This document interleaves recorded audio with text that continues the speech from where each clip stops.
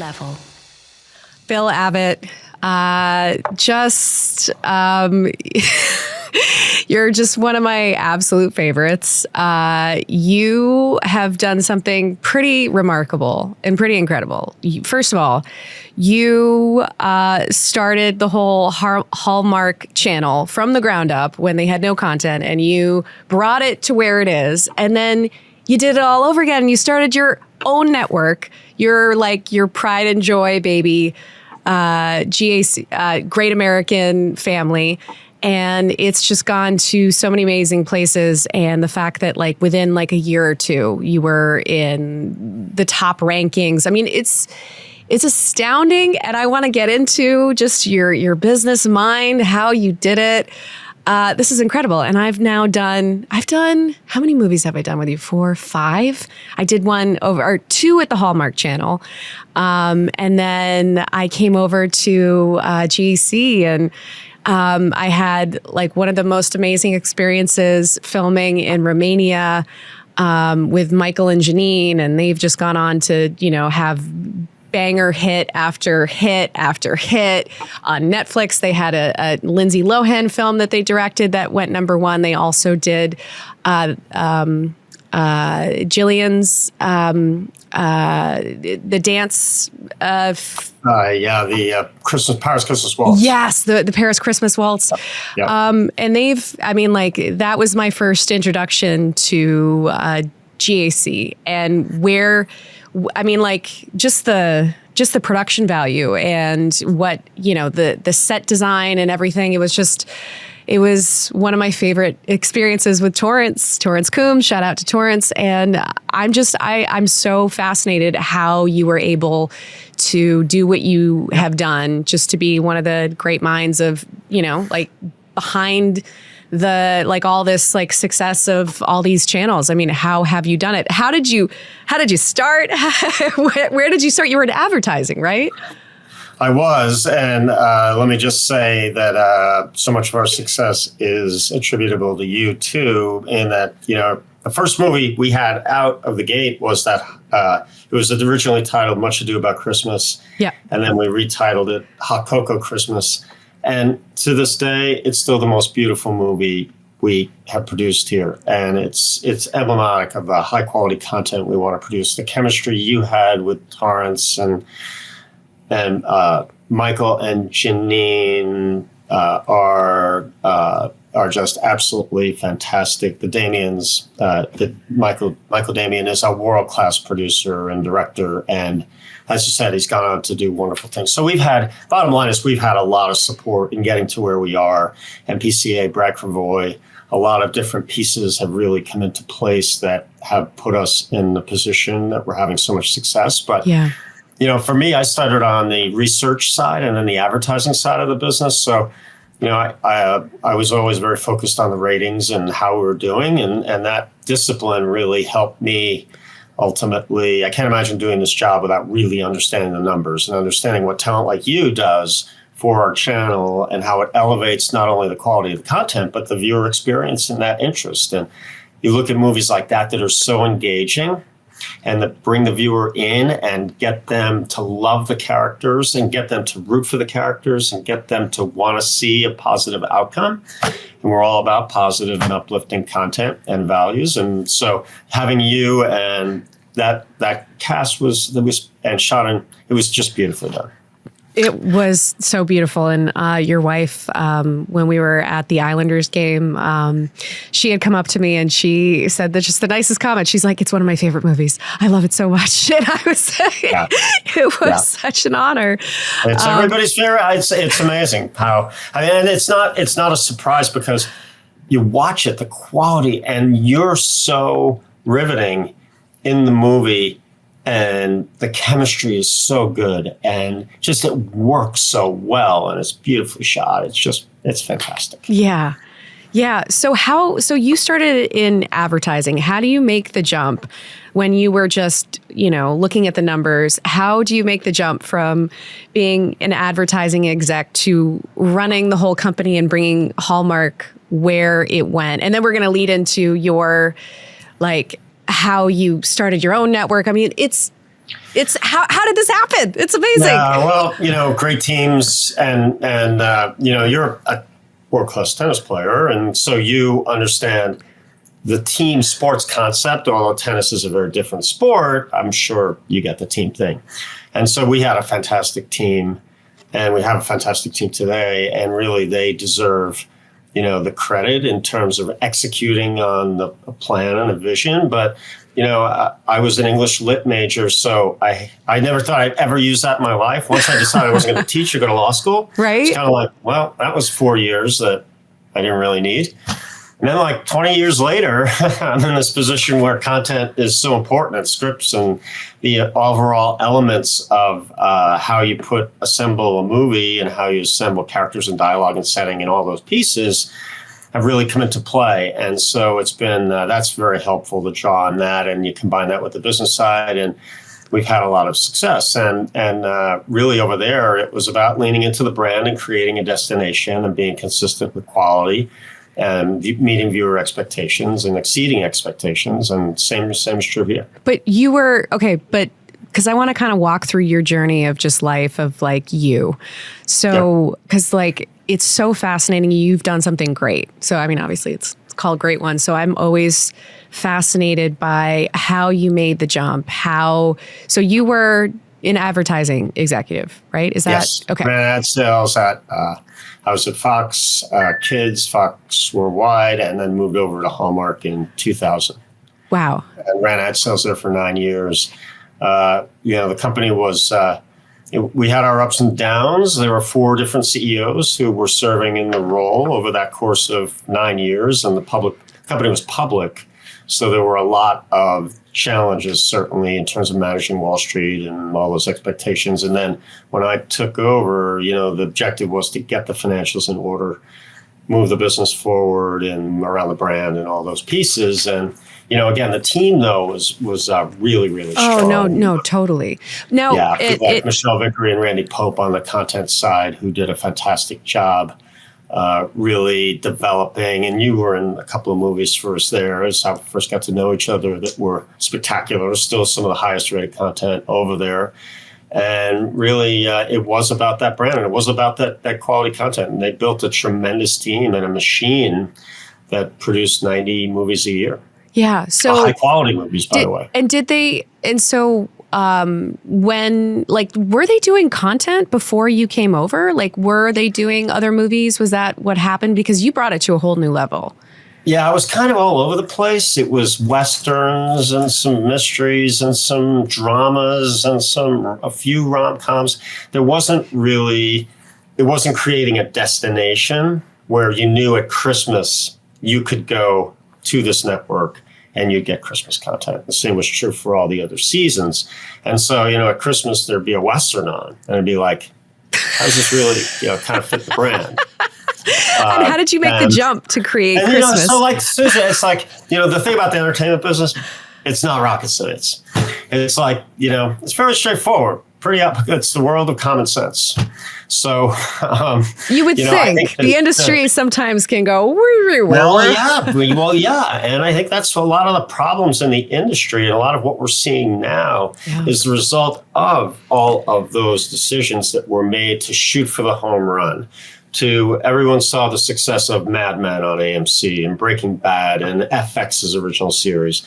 And it became a lot of channels and organizations trying to shoot for those big hits and those big successes. Wow. And and we know they're very hard to find. And 500 original series get made a year, and how many are successful? Yeah. So, that taking the eye off the ball around branding and around what something means to a viewer, I think has led to a diminishment of the cable bundle, the value of the cable bundle, the value to the consumer.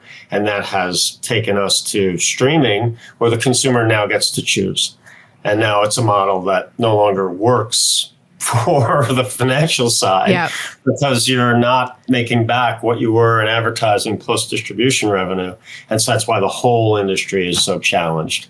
But that's a story for another day, perhaps. Wow. I mean, I kind of want to get into that too, because I do find it like you found a niche where a lot of success when a lot of things are sort of imploding, and it's sort of like you've gone off and done your own thing, and it's blossomed in a really amazing way. So were you the one when you started honing in on Christmas? Like, cause I'm like, this is like your origin story, like, that leads you to building your own network, that it's so impressive. Like, it really is. So were you the one that started to be like, hey guys, like, we need to zero in on the things that, Christmas is really like important around Christmas time. So did you start doing those like feel good Christmas rom-coms? I mean, how did that idea come into play? And then I guess like you have like curated like an entire, like this whole genre, like that was like the mastermind, like of what you've created. Like, it's pretty remarkable. Well, I'm like now everyone's doing Christmas films. Sorry, go ahead. I'm nuts about Christmas. I've always have been. So, this was like, it just was a natural, you can see I still have lights up. That's amazing. I just love Christmas. I love the spirit of it. I love the giving back. I love the music. It's just such a special time of year. And I always have. And so, to me, we had done a couple of Christmas movies that did really well. And to me, it just made sense when you looked at the synergies with the corporate parent, being able to take Christmas and put it in the entertainment space in a way that would be very, very powerful and create destinations and have talent like you in movies that are so engaging and that people watch over and over and over. And so the model really worked and still does to this day. But it is all about high quality content, because not all Christmas content is the same. And, if you miss the nuances and it's cheesy and it's over the top and it's your typical formulaic rom-com, then, you're going to put yourself in a position where it's not a great experience for the viewer. And that includes, by the way, the commercial breaks, the interstitials, the pieces that surround. You did interstitials for us that were fantastic. But in year one, that really spoke to the heart of the season, that spoke to what we were doing, that spoke to all of the different things that are so important in that environment. Yeah. And it really is a 24/7 loop, not just an individual movie here, an individual movie there. It's about the whole wheel, the talent, the family of talent, everybody coming together, that experience. Yeah. And we're counting the days down already for 2025. It'll be our 5th year, believe it or not. Okay. So start as an advertising exec. You bring Hallmark to where it is, where they were sort of doing Westerns and all these other things. You zeroed in on, and that was like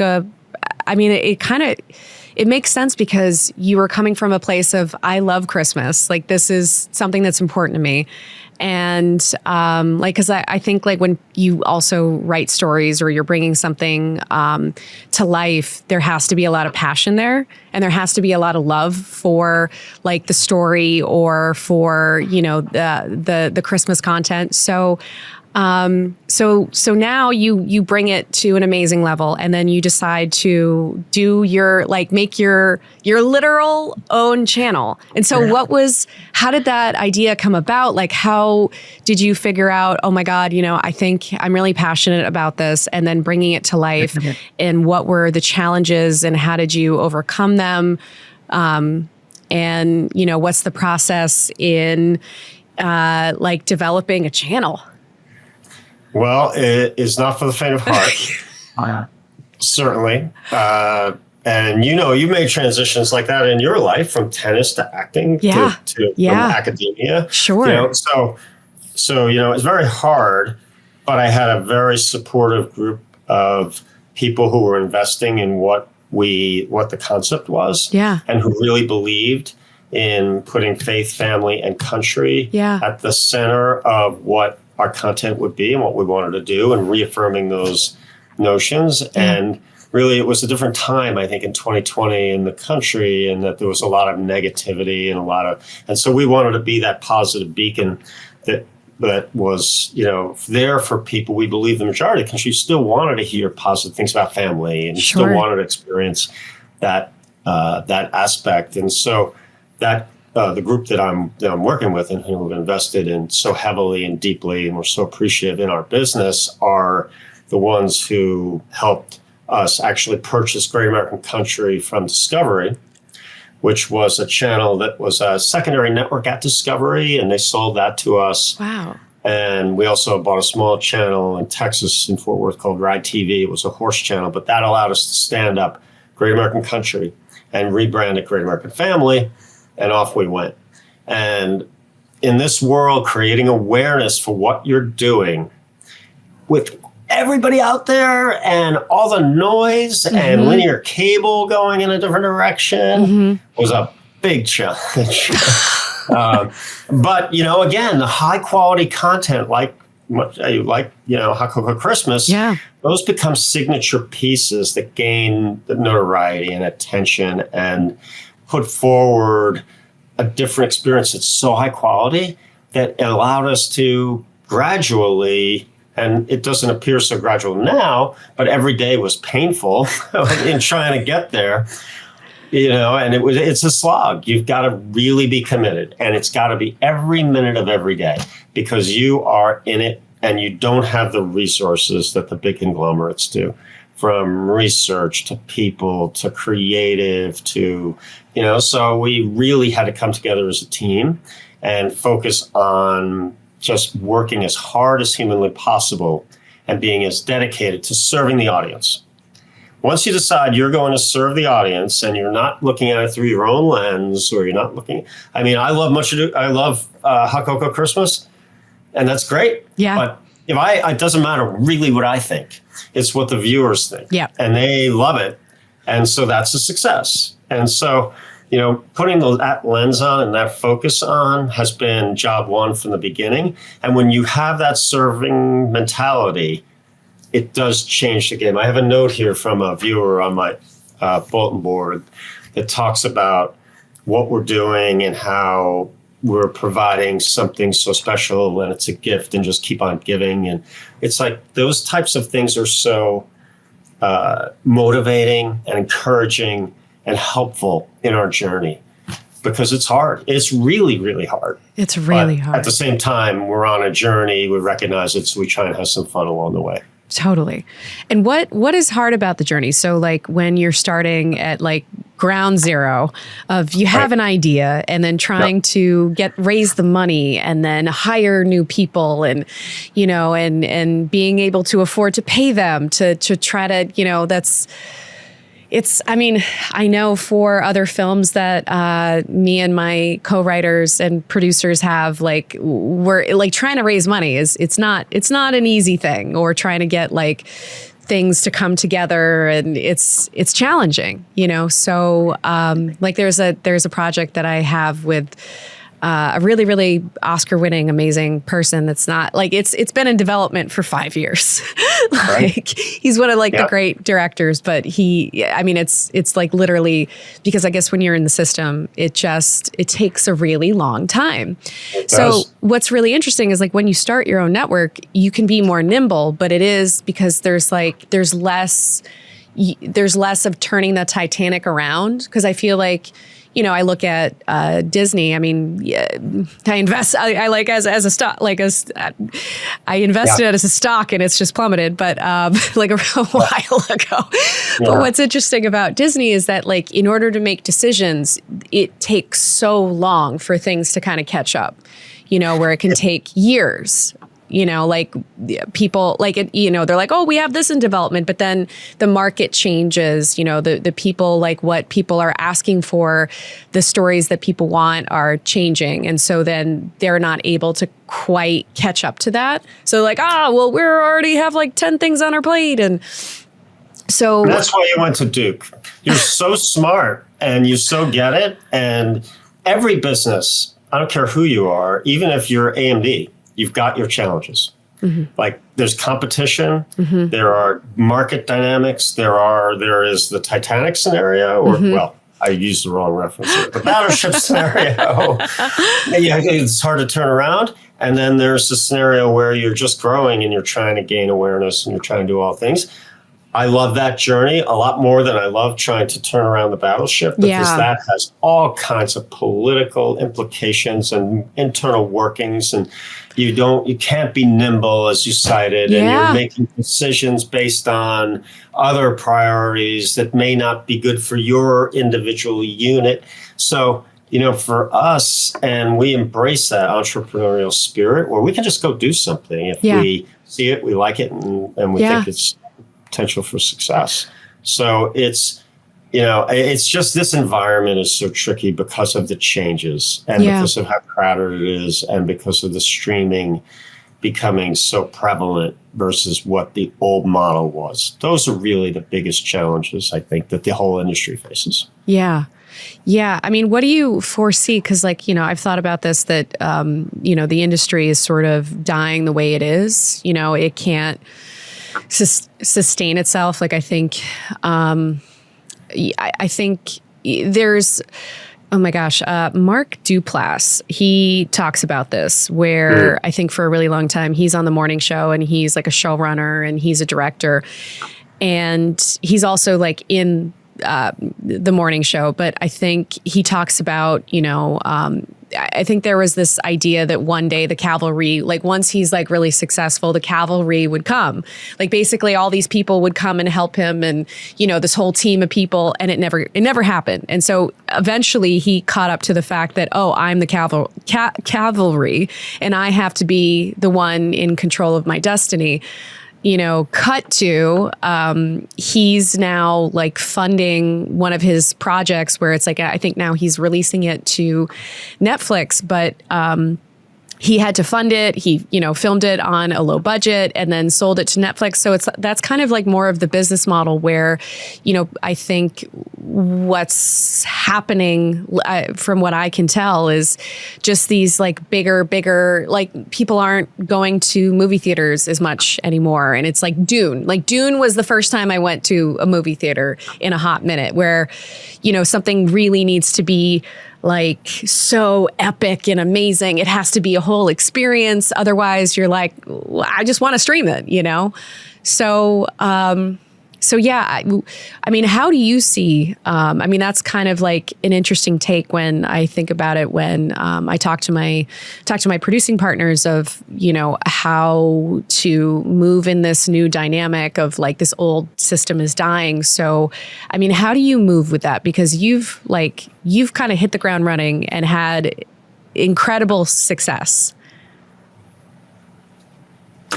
Yeah. And the relationships that you have, it's still a relationship business to a degree. And it's those relationships and it's that understanding of what the ultimate goal is. And if you're on the same page, I think that the world, while it's much more competitive and there's much more of an emphasis on, as you said, independent projects and things coming in out of the left field, that there's not the world order that existed previously. But I think in the current landscape, it opens things up for more creative opportunities. It's just those relationships and getting into Netflix and getting into Max and getting into the various places who will hear the story and understand the concept and where, have the confidence that will be executed well and it will be therefore enjoyed by the viewer. Yeah. And in a world that's changing so much,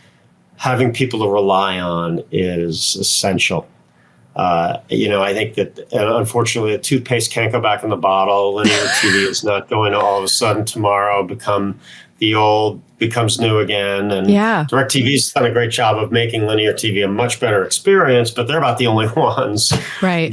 So although YouTube TV does a good job, we're not carried on YouTube, but that's a story for another day. But, we are very focused on quality content, and quality content wins too. Susie, it's if you produce something of quality, and you have some at least mechanism for getting it out there, that will get to the top. Yeah, cream always rises to the top, and I think is that the saying? Or is it's work. It takes a lot of work, but you eventually will get noticed for it, and because you're providing something of value. And it's like tennis, it's like, if you work and work and work and work hard enough and you have the ability, it's the Tom Brady who I think, quite frankly, you look at your career and all the things you've accomplished, and I used to have that nickname for you. I know. Like you are I call you my Bizelle. Well, you are, though. You look, beautiful actress Susie Abromeit comes up. Like you look at and you Google that. It's like, so all of those elements make someone successful. They make content successful. They make their business successful. They make a person successful. Yeah. And it's just being passionate and focused. Yeah. And what I think is really interesting also is you sought out like a very specific niche. And so like, I also think you're not trying to be everything to everyone, because no one can be, like even the bigger, like I think like of Disney or, and but they're also like in their own lane of like more Star Wars and, kind of Disney. They do a lot of like the old, storybook kind of movies and, but like, or the Pixar, but, I think, it's really interesting that you guys were like, okay, this is our lane and this is what we're doing. And I think it's also important. In my spare time, I listened to this like branding channel about like why pop stars have made it and what their branding is and branding. So like how like a TikTok star goes from, doing like cheesy dances to like a pop star, how those transitions happen, and it's all about branding. And it's like, so the consumer knows what they're getting when they like, open a Coca-Cola. So it's like they know what they're getting when they turn on the channel and watch GAC. So it's kind of that same sort of idea. So the branding, so I love this channel. I don't know her name, but she's so funny and hilarious. But I study like Taylor Swift, like even she's genius at marketing and branding. And I think she's kind of like the voice of a generation because she's figured out not only great, like I'm a Swiftie and I love, her music. But like, so she's figured out kind of this lore of this like folklore of her life, but then also the music's really good. And then sort of like, the clothing ties into all of this. So when I think about branding, it's very similar where it's like, when I see GAC, I'm like, oh, I know what I'm getting. So it's kind of, did you, was that after being at Hallmark for a while and then kind of figuring those things out, it was sort of like a template, and then you kind of like did your own thing and kind of really ran with it? Is that kind of what happened? Did you refine it as you were going along?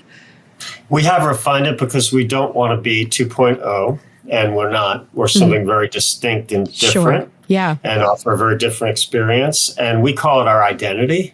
What is our identity? And it's the same word as branding, but it's like, I think for the team, it really clarifies how we view ourselves. Totally. And you look at, the Buffalo Bills have a very strong identity. You know what you're going to get when you're playing. You're going to get a lot of Josh Allen. You're going to get a lot of the ball down the field. You're going to get a lot of a lot of toughness, and so for us, we need that same identity that follows us, and that people know what they're going to get, because it's way too crowded out there. If you try and be all things to all people, no one will know. You'll be nothing to anyone, and so it's like a metaphor for life. Very, very true. Yeah, it's so well said. Yeah, so well said. Yeah, I think about that. Like, I'm, I feel like in this time of my life, I've just very much just leaned into who I am, and I think like you can't. And I literally had this conversation with just like with a best friend, and we were just chatting about like relationships and how I think sometimes she can be a pleaser, and the part of me that sometimes would be a pleaser too, but then by pleasing everyone, you please nobody, because you're placating and you're not being authentic, and then you're like, oh no, I'm gonna be so sort of the idea where you're trying to please this person, but everyone has a different personality, so you can't it just doesn't make sense. And then, you know, you're exhausted and tired and you're like, why am I trying to be everything to everyone? Like, you just can't, you know? And so it's sort of like, you have to be like, here I am. And that's kind of, I just think, a great metaphor for life and for branding. And I think that's why it's simplistic and it works, you know, and especially when, I think also passion like drives companies and the success of things. So I think, you know, when I look at like somebody like a Taylor Swift, I think like she's incredibly passionate. For her to be on tour doing 3-hour shows just about every night, fly all around the country, and somehow manages to go back in a studio, write like a 30 like song album. You know, I mean, and I think, you know, it's this drive and this passion for something that you love so much. And I think that's why GAC translates, and that's why it has been resonating, is because of the passion and because of like, you're very clear on, you know, what you're doing and your identity, you know, the branding. And so so it's like the first year in, and how do you maneuver through the hiccups of, you know, like, oh my God, we get acquired and it's amazing. And then, you know, obviously there's challenges that come up along the way.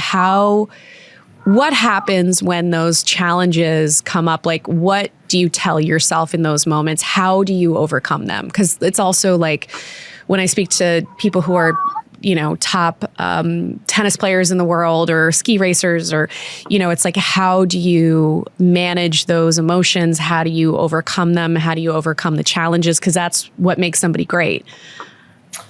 You know, dealing with adversity is one of the biggest challenges that you face, because everybody's going to have adversity in their lives, no matter who you are, what you're doing. Yeah. And when you meet that adversity, how you deal with it is the critical component. And don't get me wrong, there were moments, I'd get the overnights from the day before, and I'd be in LA, and I would like go run to Santa Monica. Like, it would be like, oh, how can this be? You know, and because it's very easy to get defeated. And yet, you know, Rick Pitino talks about this in his book, Success is a Choice, that, you know, everyone has adversity and everyone has to overcome it, and it makes you stronger. The saying is true. It's true. You know, what you survive does make you stronger and more successful, and you just have to believe, and you have to really be focused on that North Star, and doing what you have learned is going to bring success, and then getting the team there too, and the investors, because you know, there were some very, you know, challenging times and hard conversations, and you just have to confront them, and you've got to be transparent, and you've got to be very focused on the next step that's going to improve the picture. And so, you know, it's very hard, though. I'm not, and it is you cannot, one thing I did not expect was how intense it really is. Not from an hour standpoint, I work too much, but the intensity of, and the time management of dealing with the important issues is really the hardest part, because you could sit all day and all night and never get to the end. So it's prioritizing what's really going to move the needle. Triage. So it's you're acting like you're in the ER and you're triaging, because I just imagine okay, so it's like you have a bunch of movies in production and there's a problem here, and you're like, how do I overcome it? You know, how do we figure this problem out? And you know, and then you're like, oh no, the casting fell out here, and then there's, you know, like, oh no, like there's. I can't, I mean, I don't know. Yeah, I mean, you know, and then the other components of the business, 30 days into the business, Verizon dropped us because their contract was up, and they were like, you know, we don't need this channel. We have no idea what it's going to become. We're dropping you. And it was like, okay, we just lost 3 million homes that we're counting on. And we are, you know, now in a position where we've got to figure out how to get that deal done. So there's so many different aspects to it that are, you know, as a startup, really, really hard. And we still are not on YouTube TV, even though we were a top 25 channel this past Christmas. And so, it's every day just pounding away at what's important, what's going to provide the best experience. And then, you've got the content, you've got the advertising, you've got the distribution, you've got the financials, you've got so many different elements. And the creative process, which is more than just the movies, it's the interstitials that you did. It's making sure those are compelling and attractive and are offering value. Yeah.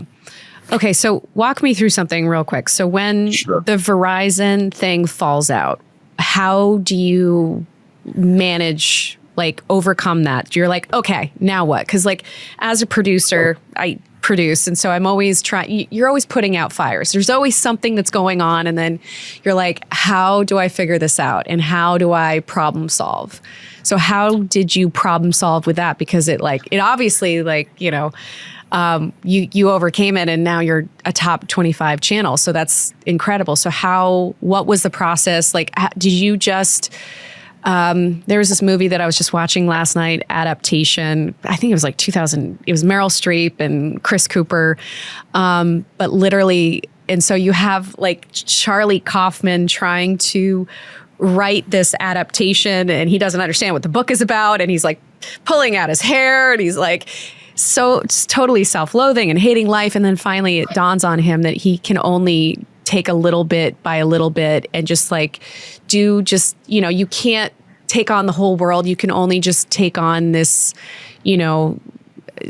tiny little corner and just by bit by bit by bit. So it's kind of you can get completely overwhelmed in a sense. So I'm wondering if that was sort of a similar idea where, you're just okay, what's in front of me at this very second? How do I pivot? Very easy to get overwhelmed. I'll never forget where I was when I got the call. I'll never forget the feeling. And you do have to realize it's not going to change overnight, that it is going to be a process. This is where having a patient board and patient investors who are not going to go off the rails because something goes wrong is so critical. And then having a team that can gather together and figure out the strategy with a clear mind and not react emotionally so that we can fix the issue. And, it's not going to help me to get upset and yell. Yeah. It's not going to help the board. Sure. It's going to help me if the board has a bad reaction and starts pointing fingers, and if the team starts pointing fingers. So it's really got to be, here's the reality. What are we going to do? How are we going to handle this? How are we going to get back over here? And at the same time, maybe there's some wins in other places that we can gain. And but it's hard. It's a hard business, and that's why you make it sound so simple. Well, yeah. Well, I think on some levels, if you have a good strategy and and if you have a great team. Yeah, I would say a great team. Teams are everything. Yeah, because then when you. What's really amazing is you have a great team around you. Then you're like, okay, this is my lane. This is, yes. For me, it's I'm more of the producer. And then we have, my other producing partner where she's more of the writer. So it's sort of she's kind of also the editor. And so it's you just sort of, absolutely. What's really interesting, I had shot this short film with a bunch of friends, and it's kind of a proof of concept pilot presentation. Grief Looks Good on You was about the 24 hours after my mom's death. And so it was sort of exploring why the terrible things in life can be our greatest teachers and our greatest lessons. And, what doesn't kill you makes you stronger is sort of the same idea. But there was a point to the story and now I'm forgetting it. You both have your individual areas of strength. Oh, no. And so what was really interesting was working on set where you don't have to micromanage. You can just be the DP's got it, the location person or whoever. It's just, the producer, everyone has their lane and they're some of the best in the business. So it's sort of we just get out of their way.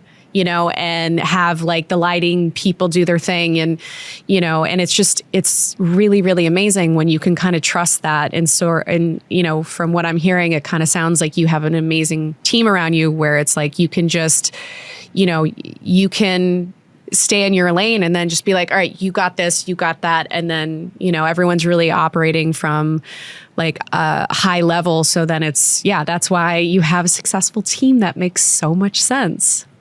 Yeah. And a number of them came over with me. And so, the having that shorthand at those times is like, not only for your business, but for your own psyche is just so important to be able to cut to the chase, to be able to recognize and admit it's really bad. Yeah. What are we going to do? But what do we do? And not have like, somebody say, oh, they get you, they get what you're saying, they get it's going to be okay. But at the same time, you're able to kind of, and then tell the board, it was really bad. Yeah. But have them not, and to have them not freak out. I mean, that's pretty amazing because it's like, it makes me think of the movie like Jerry Maguire, where it's like, I bet on you, you bet on me, and you have each other's backs. And there's sort of this like, you are this, this boat in the middle of the ocean, and you're having to rely on everyone, to handle these storms and survive it. Right. That's so well said. It's so true. You are in it together. And you've got to figure it out, and you got to have confidence and trust. Yeah. Wow. Yeah, really critical. And so what is the goal ultimately for GAC? Like how are you seeing it now? I know you have some exciting things that I don't know if we can talk about it just yet, but from what I can tell, there's some amazing things that are in the pipeline. So what do you see for GAC for the future?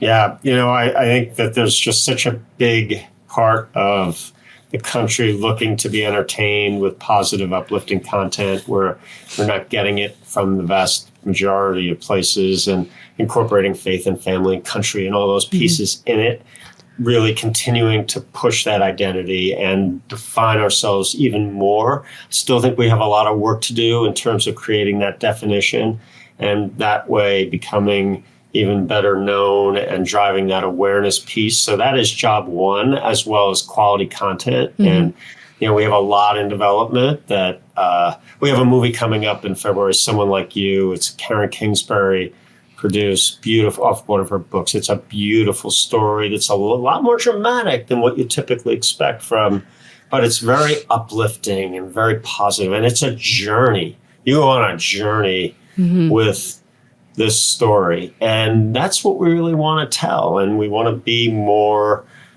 creative in that regard. So we'll still always be doing a rom-com. We'll be doing Christmas. We'll be very focused in those areas. We had a movie this Christmas, so it was very different, called I Heard the Bells, based off of Henry Wadsworth Longfellow's poem that turned into the beautiful Christmas song. It was very, very different story of his life. So, we'll be consistent in the approach around always being uplifting and faith and family and country. Yeah. But at the same time, we'll offer in streaming, especially, that variety where you can just click on and watch something. It's a different experience than it is on the linear side, where it's not turn it on, leave it on, set it, forget it. This is like streaming is, I'm going to pick how I feel. If I'm in the mood for a drama, I'm in the mood for something light, then so we're going to continue to refine that and focus on it relentlessly and work with talented people like you and continue to produce great content that our viewers love. That's our metric. That's amazing. It's not about the critics. It's not about the team. It's not about me. It's about what our viewers will like. And so do you listen to what I think you guys do definitely listen to what the viewers and the fans, are craving and wanting. So how do you pick and choose? Like, is there sort of like when people, if there's like just a barrage of, comments, like, how do you decide, like, if there's an overwhelming, how do you decide of like what films you guys are going to make, or how does that decision like happen? And are you guys going to continue doing, you said it was based on a poem in a book. So are you guys going to start expanding more towards having, telling stories from book rights, or? Yeah, we'll do all of that. And I think that's a great question, because in the you do get so much feedback, and I read every note. And do you really? Everything. I don't know how it all translates in my brain into wherever it does. I think I'm probably mush at this point, but I love it. I love getting the feedback. And if we miss, I want to hear about it so we don't do it again. Sure. And if we are successful with something, I want to know that too. But that informs the development process. It really is as simple as that. Like, we take that and we move forward with what we think is that sweet spot. And so, we get hundreds of pitches. And that's, but I think one of the biggest challenges, we don't have that big a team. And so going through and keeping everything current and recognizing good stories and ensuring that you're paying attention to the right things is always a challenge. But we got a really good team who are really smart and really get it and are committed to serving the audience. And that's the key. That's amazing. I love that you read all the comments. You want to, what's interesting? I mean, I'm going back to Taylor Swift, but I love her. I'm a Swiftie. Don't hate me. Out of the way of her yesterday. You what? Saturday, you couldn't get out of the way of her on the Chiefs Houston game. But what don't I touch think Patrick Mahomes, though. or even if you don't touch him, you're gonna get the flag. Totally. But what I think is interesting, you have to keep your finger on the pulse. Like, you have to know, like, sort of. For me as a producer, I want to know what like people are saying. I watch a lot of like YouTube and like the branding of like why somebody's successful and why this hits, or what the Gen Zers are saying. And like, they're always, up to date on the trends. And I'm always so fascinated by like, all those things. And so I kind of think like, when you're really successful, you have to know what's going on when you're with your audience at all times and hear and listen to what they say. And so I think like, like even someone like Taylor Swift, I think she's constantly wanting to know what her fans say. And, and I think that that's like a really great, and I think that's why that's a huge part of her success. I think early on when she like was just starting out, she would do signings and she would do it for hours after a show all the time, flu, no flow, like it just,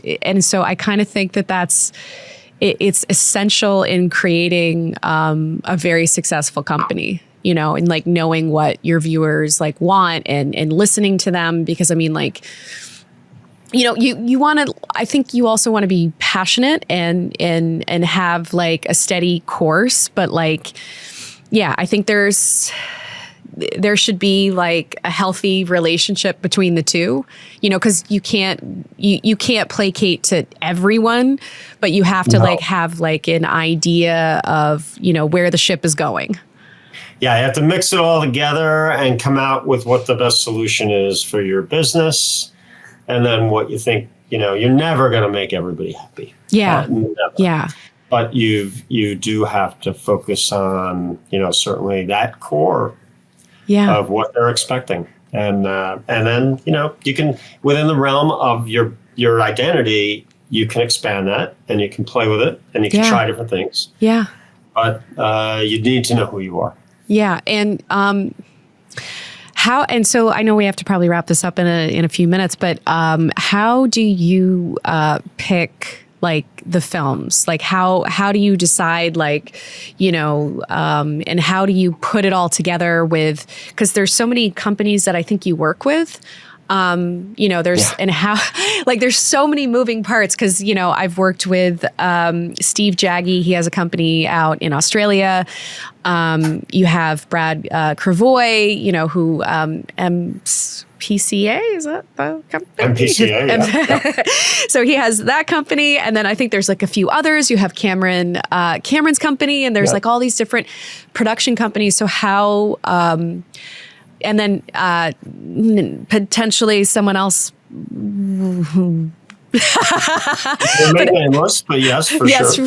That shall rename. Yeah. I mean, it's really is a juggling act, and it's a lot more complicated than it seems because you're dealing with a lot of different schedules. Your schedule alone, trying to get you in the right place, getting you to Australia, getting you settled there and ready to go, and the script and the development and the settings and the location and the wardrobe and all of those things are very, very important to the success of a movie. And that's after you've chosen the project. And how you choose it is based off of what has heart, what has emotion, what has a good character, adventure and journey, and is really thoughtful, is where, we want to live. And so, we'll narrow down some of the choices, especially when we're looking at an Easter or Christmas, and we'll narrow it down. And then from there, we'll work on each individual story to see if we can get it to the point that we feel good with it. And once we do that in collaboration with the writer and the production company and all the different people who have their hands in it, then we kind of settle on, okay, we think this has a lot of potential. And then from there, we refine it again. And it's like making a pizza. Yeah. Putting the dough all together. Yeah. And then, and then when you ultimately decide you're going to green light it, then the real chaos starts. Yeah. But fortunately, again, good partners like, MPCA and Vanessa Nicely and Steve Jaggi. Yeah. They're so, they handle so much for us on that front and are really, really great.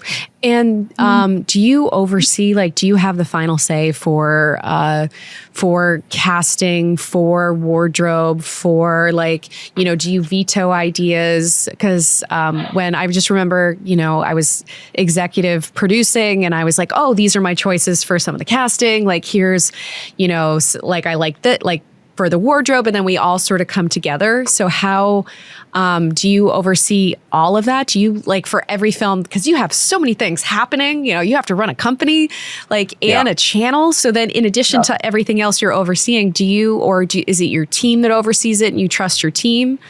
Yeah, I trust my team. I mean, there are certain guidelines we have. We know there's certain things we're just not going to do. Sure. We like to be a little bit elevated in terms of our approach. So, we won't be as casual maybe as some others might be. I think that, but the team really gets those standards. They're going to be way better at wardrobe than I am. That's for sure. So, they do all the legwork around those pieces. And, it's a collaborative process for sure. But at the end of the day, it's our brand that's going on, our identity that we're creating through things like wardrobe that are very important. I get a lot of feedback on wardrobe. You'd be surprised. Really? That's one of the hot buttons.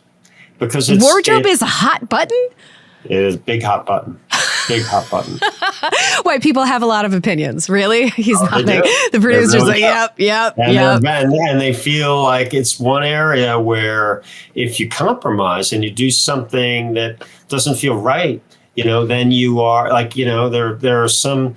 there are ways in the world that we live now that people may dress that just feel like it's more European or more East Coast or more West Coast or more Midwest or more, at Christmas, for example, greens and reds, super important. Yeah. Like having that festive feeling. The branding. It comes back to that. And so you wouldn't want a movie to go through and there to be no snow, feeling like you got on a black shirt, feeling like you're not celebrating the essence of the season. So that's, that a week, that's very important. That makes so much sense, because in the scripts, there has to be a number of Christmas things. Like there has to be the big grand ball, or the big, with the Christmas trees and the lights. People coming together. It's celebration of the season. That makes so much sense. Yeah, so to the viewers who don't know, in the scripts, there has to be a lot of Christmassy things that, and especially so now this is making sense. It's the branding. Which why it makes it so successful. That makes so much sense. And if you have a movie shot in Los Angeles with no snow. Yeah, it's depressing. Yes. That's so depressing. You know what? Okay. And so what's also just interesting is you do very uplifting films. How, sort of my last question is how, because life is just hard. Bill, you took the words out of my mouth. Life is hard. My God. That is amazing. Yeah. Life is, look, life is suffering for everyone. Maybe it's a little less suffering. Maybe it's a little bit more. It's just, even if you think somebody you wouldn't know that, my whole family's pretty much dead, so it's that's real. It's my mother died a year ago, and, pretty much my whole family is dead. And so that's a real thing. And house burns down, and all the people in LA, so it's, what I've noticed is when I'm slightly coming out of a trauma, the last thing you want is to, keep diving into that. You want a break. You're I need a break. I need a break from my problems. I need to not be thinking about how am I going to pay my rent? Oh my God, who am I going to spend Christmas with? I mean, those are real things where, it's, and I feel it's a varying level of degrees for, it's how do you create meaning?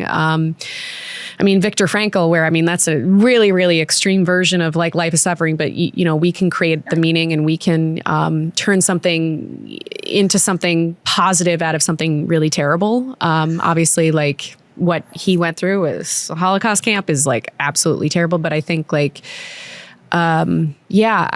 find that,